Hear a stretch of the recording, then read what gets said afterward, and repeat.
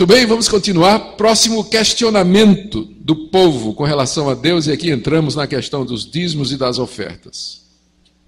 Aqui, a partir do verso 7 até o 12, nós temos mais uma resposta cínica do povo à declaração de Deus de que eles estavam roubando a Deus. Eles vinham cultuar a Deus, mas o culto a Deus não era agradável por causa da omissão nos dízimos e nas ofertas. E era mais uma daquelas desobediências com relação ao culto que causava o desagrado de Deus. Era mais uma quebra da aliança. Aí, a partir do verso 17. No verso 7, Deus faz um apelo através de Malaquias. E esse apelo começa com uma queixa da parte de Deus. Essa queixa é da desobediência constante da nação de Israel. Verso 7. Desde os dias de vossos pais vos desviastes dos meus estatutos e não os guardastes. Então, veja só. Deus chega para o povo e diz: vocês sempre foram desobedientes. Vocês são iguais aos pais de vocês. O que Deus está dizendo aqui? Deus está querendo que o povo lembrasse a história deles. Como foi a história de Israel no deserto? Como foi a história de Israel no deserto? No tempo dos juízes, no tempo dos reis ímpios, a história de Israel era uma história marcada pela desobediência. 40 anos no deserto, tentaram a Deus, provocaram a Deus, insultaram a Deus, quiseram voltar atrás, fizeram ídolos, fizeram um bezerro de ouro, provocaram a Deus, mesmo que Deus fizesse chover pão do céu todo dia, Deus fizesse sair água da rocha, Deus abriu o mar vermelho, milagre após milagre, e o povo tentando a Deus, um povo desobediente que não queria guardar a lei de Deus. Aí vieram os juízes de Israel, uma época em que cada um fazia o que achava bom aos seus próprios olhos. Quando tinha um juiz temente a Deus, a nação se chegava a Deus. Se levantava um juiz que não era temente a Deus, iam para os outros deuses, adoravam Astarote, Baal, Renfã, Milcom, todos aqueles deuses, Dagon, rei dos filisteus. Deus mandava um povo, castigava os israelitas, eles se arrependiam, clamavam a Deus, Deus perdoava, começava tudo de novo. Era uma história marcada por relapso, altos e baixos, inconstância, desobediência. Aquilo está no coração do povo. E por isso Deus diz aqui, desde a época, como é que ele diz? Desde os dias de vossos pais vos desviastes dos meus estatutos e não os guardastes. Vocês sempre foram desobedientes. Uma nação endurecida, uma nação contumaz, uma nação rebelde. Desde a antiguidade, vocês sempre foram assim. Que paciência de Deus em suportar esse povo, né? Sempre foram assim. Sempre foram. E o Senhor disse, então, mesmo que eles sempre foram assim, Deus não perdeu a esperança. Veja o que é que Deus diz: tornai-vos para mim, e eu vos tornarei para vós outros. Apesar do histórico de desobediência, Deus ainda tinha esperança de que a nação se arrependesse. Voltem para mim, se arrependam desses pecados que vocês estão cometendo, e aí eu me tornarei para vocês. Vocês estão reclamando que eu não estou aceitando o culto de vocês, que eu não respondo às orações de vocês, que eu não estou dando prosperidade, que eu não estou abençoando vocês. Mas qual é a razão? É que vocês sempre se desviaram dos meus caminhos. Vocês sempre me desobedeceram. Voltem para mim, que eu me volto para vocês. Aqui nós temos que entender os termos da aliança de Deus com o povo para poder entender essa passagem aqui. Quando Deus tirou a nação de Israel do Egito e fez uma aliança com ela no Monte Sinai, a aliança funcionava da seguinte maneira: a obediência traz a bênção e a desobediência traz o castigo. Se vocês guardarem os meus estatutos, andarem nos meus mandamentos, fizerem a minha vontade, me cultuarem de acordo com os meus preceitos, então eu vou abençoar vocês. Se vocês me desobedecerem, quebrarem os meus estatutos, forem para outros deuses, se esquecerem de mim, virarem as costas para mim, cometerem injustiça, então eu vou mandar tudo quanto é praga contra vocês. Esses são os termos da aliança. Eu sou o Deus de vocês, vocês são o meu povo.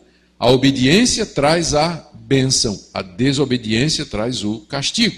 Então, na aliança, nos termos da aliança, Deus então pode fazer esse tipo de declaração: se vocês se voltarem para mim, eu me voltarei para vocês. Se vocês me buscarem, vocês vão me encontrar. Se vocês se arrependerem, eu perdoo vocês. Mas eu quero de vocês essa atitude de arrependimento e de mudança, em vez de vocês ficarem reclamando porque é que eu não atendo vocês. Eu não atendo vocês por isso. Então, se cheguem para mim e eu me chego para vocês. Deus, então, graciosamente oferece a eles a oportunidade do arrependimento e da mudança. Mas qual foi a reação do povo no final do verso 7?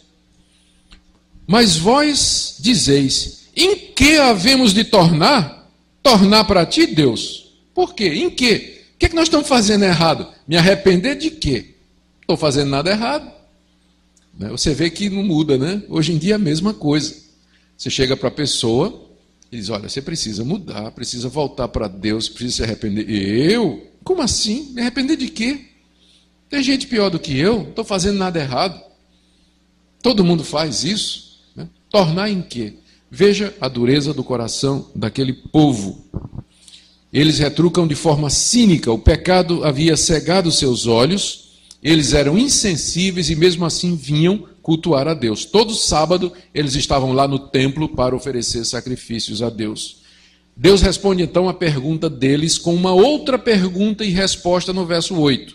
Porque eles perguntaram, o Senhor quer que a gente torne em quê? Que a gente se arrependa de quê? Deus responde com uma pergunta no verso 8. Roubará o homem a Deus? Será que o homem pode roubar a Deus?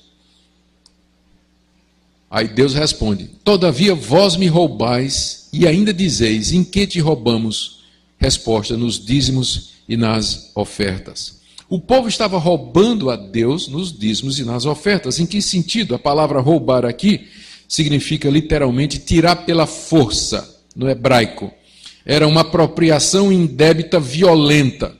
Era mais do que furto. Tem uma diferença de furto, latrocínio e roubo, né? Tem uma diferença. Aqui é o termo mais pesado. Eles estavam mesmo que tomando a parte que era de Deus, com violência. E por que Deus diz que isso é roubo? Porque na lei do culto, no Antigo Testamento, havia a determinação de que o israelita devia trazer como oferta para Deus 10% de tudo que ele tinha. 10% do rebanho, 10% da colheita, 10% do dinheiro da sua propriedade, os dízimos de tudo que ele possuía. O israelita devia trazer. Isso fazia parte do culto do Antigo Testamento. Da mesma maneira que eles estavam oferecendo pão imundo, animal coxo, animal dilacerado, eles não estavam trazendo o dízimo todo.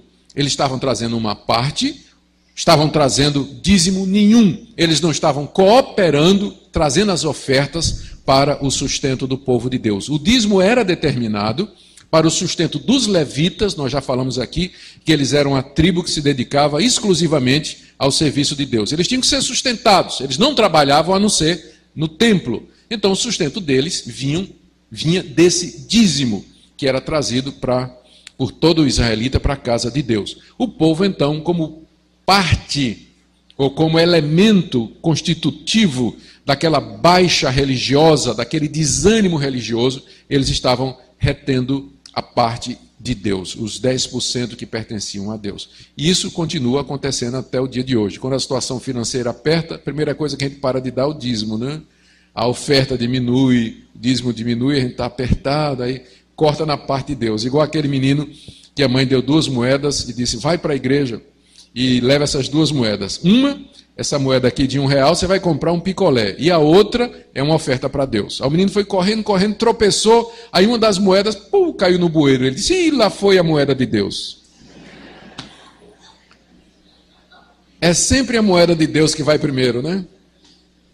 A do picolé ficou com ele. É sempre assim. Então, era o que estava acontecendo, né? E Deus dizendo, vocês precisam se arrepender disso. E o povo cinicamente perguntando, e Deus dizendo, vocês estão me roubando. Por causa, eu entendo, da situação financeira, do desânimo geral, estavam deixando Deus em segundo lugar, para não falar da avareza, da incredulidade e do egoísmo. É por isso que a nação estava sendo amaldiçoada. Verso 9, com maldição sois amaldiçoados, porque a mim me roubais, vós a nação toda. Os dízimos faziam parte da aliança de Deus com Israel, fazia parte das leis cerimoniais relacionadas com o culto. Então, o problema aqui não era o dízimo, o problema era a desobediência. Eles não estavam cumprindo aquilo que Deus exigia na aliança, fazia parte do culto, e eles não estavam fazendo isso. E por isso Deus os estava amaldiçoando. E aqui está a razão pela qual eles não estavam prosperando. E depois estavam reclamando de Deus. Deus, o ímpio prospera. O injusto está enricando e nós só sofrendo. E a resposta de Deus é que vocês estão me roubando, vocês são tão injustos quanto eles. Vocês são tão ímpios quanto eles, porque vocês estão me desobedecendo também. A única diferença é que vocês vêm para a igreja, mas no coração vocês são iguais aos ímpios. Me desobedecem do mesmo jeito. A diferença é que os ímpios domingo de manhã estão na praia e vocês domingo de manhã estão aqui. Mas é a mesma coisa. A atitude é a mesma. Não tem diferença nenhuma. É o ateísmo cristão, né? Prático. Porque o ateísmo cristão é você dizer que Deus existe, mas vive como se ele não existisse. Né? Então, é isso aí. Vocês são amaldiçoados por conta disso, diz o Senhor dos Exércitos. E aí então ele determina, no verso 10, o que é que ele quer dizer com isso? Tornem para mim. Trazei todos os dízimos à casa do tesouro, para que haja mantimento na minha casa, e provai-me nisto, diz o Senhor dos Exércitos. Se eu não vos abrir as janelas do céu e não derramar sobre vós bênção sem medida. Deus então determina que eles tragam todos os dízimos. A tradução aqui pode ser, no hebraico, o dízimo todo, que eu acho que é a melhor tradução. Não, embora tinha vários tipos de dízimos, mas eu acho que o contexto aqui favorece a tradução, tragam o dízimo todo.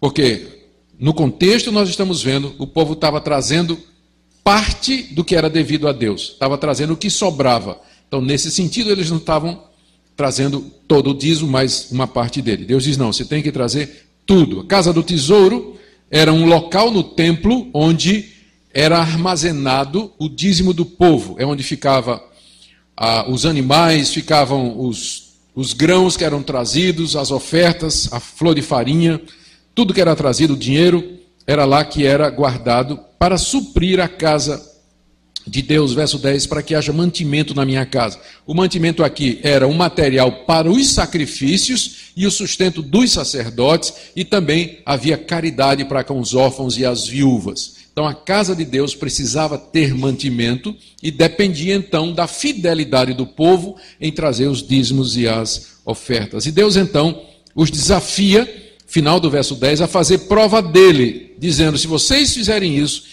eu vou abrir as janelas do céu e derramar sobre vocês bênção sem medida.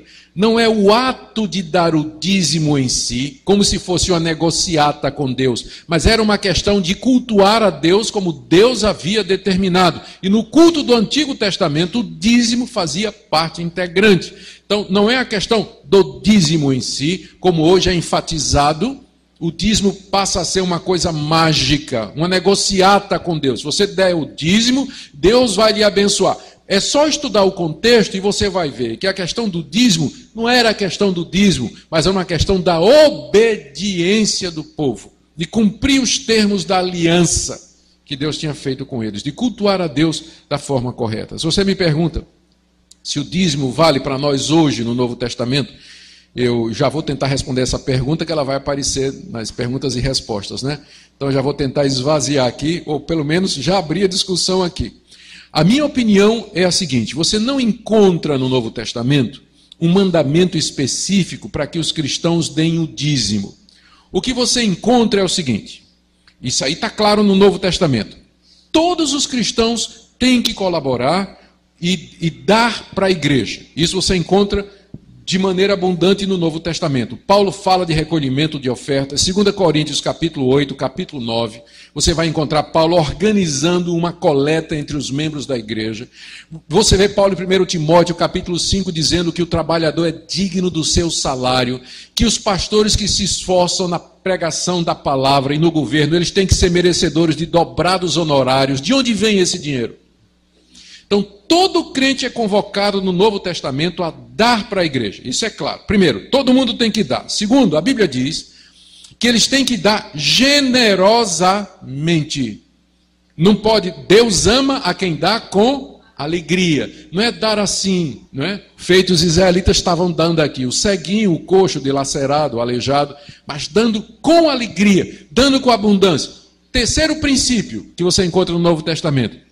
O crente tem que dar com proporcionalidade. 2 de Coríntios, capítulo 8, cada um contribua de acordo com o que tiver recebido de Deus. Então, há a questão da proporcionalidade. Quem ganha mais, dá mais. Quem ganha menos, dá menos. Mas todos têm que dar de acordo com o que receberam de Deus. Ora, se todo mundo tem que dar com frequência, com constância, se todo mundo tem que dar generosamente, e se todo mundo tem que dar proporcionalmente, nós estamos falando de quê então? Do dízimo. Não chame de dízimo. Se você não quer chamar de dízimo, não chame. Mas, então não chame de dízimo, mas então contribua sempre, generosamente e proporcionalmente ao que Deus tem lhe dado. E se você vai procurar um referencial, você já encontra o referencial do Antigo Testamento. Portanto, o dízimo ela não é uma lei do Novo Testamento, mas ela é uma tradição da Igreja de Cristo que sempre funcionou. Nos Estados Unidos funciona diferente. As igrejas presbiterianas, pelo menos que eu conheço, elas funcionam diferentes. O que é que eles fazem? Eles planejam, a economia americana é mais estável, né? Então, eles planejam o orçamento da igreja, quanto é que a igreja vai gastar em 2012. Então, eles sabem a renda de cada família, isso é declarado, eles declaram com a renda de cada família. Aí então eles fazem o orçamento da igreja e dividem pela família, e diz assim, olha, o orçamento de 2012 é $1 milhão, nós temos 300 famílias na igreja, para cada família cabe isso aqui. Então, aí o americano, ele paga aquilo ali, ele pode resolver pagar por mês ou ele paga de uma vez só, porque quase não tem inflação, né? Então, ele pode pagar de uma vez só. Então é um sistema diferente. Em alguns lugares na Europa, 5%. Por quê? O pessoal é tão rico, né, que 10% vai sair dinheiro pelo ladrão, o pessoal não sabe o que é que faz com tanto dinheiro. 5% é suficiente para suprir todas as necessidades da igreja. Então as igrejas variam, mas o princípio é esse. Você tem que colaborar para o sustento da casa de Deus. 10% é uma proporção que você encontra no Antigo Testamento. Faz parte da lei cerimonial. Não é obrigatório no Novo, mas é um referencial que Deus aprovou no Antigo Testamento. Ele pode ser adotado pela igreja, não como lei, mas como referência. E você não vai ser amaldiçoado por Deus se você não der 10%. Você vai ser, ser ripado se você não der, for mão de vaca, não é isso? E não der proporcionalmente. Aí sim, aí Deus vem em cima de você. Pode ter certeza disso. Mas não por causa de 10%. Infelizmente tem esse foco em cima dos 10%. Se esquecendo do que é que está por detrás, que é o princípio da constância, da generosidade e da proporcionalidade. Isso você encontra no Novo Testamento com muita clareza. Na verdade, em certos casos, eu acho que os crentes deviam dar até mais do que 10%.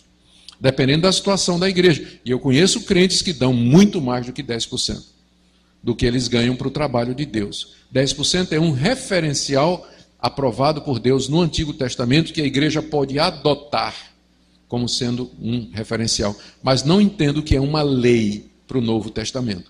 Mas é uma tradição boa que deve ser preservada. Muito bem, mas aqui no caso se tratava da desobediência. No Antigo Testamento era lei. E aqui o povo está desobedecendo uma lei do culto, não é? A Deus. Que eles tinham que trazer como parte do culto 10% de tudo que eles tinham ganhado. E a promessa de Deus, então, é essa daqui. No verso 11, ele promete repreender o devorador, que era o gafanhoto que estava comendo as colheitas, para que não vos consuma o fruto da terra. A vossa vida no campo não será estéril, diz o Senhor dos Exércitos. Deus promete, então, que os campos dos israelitas vão frutificar. Todas as nações os chamarão de felizes, porque vós sereis uma terra deleitosa, diz o Senhor dos Exércitos. A nação iria prosperar, seus campos iriam produzir, seu comércio iria crescer, a nação iria ganhar respeito diante de todas as demais nações, uma vez que eles resolvessem obedecer a Deus e oferecer a Deus o culto do qual ele é digno.